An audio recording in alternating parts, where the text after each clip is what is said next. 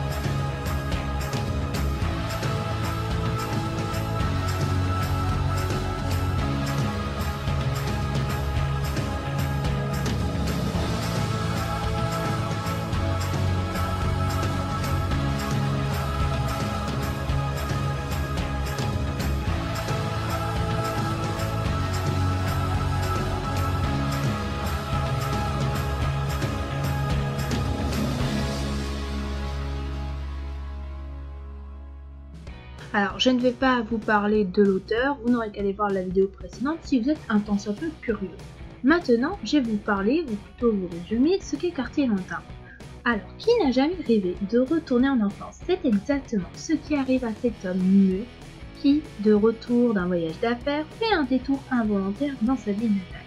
Profitant de l'occasion pour se recueillir sur la tombe de sa défunte mère, il est alors projeté dans le passé. Il revivra un morceau de son enfance tout en gardant son caractère et son expérience d'adulte.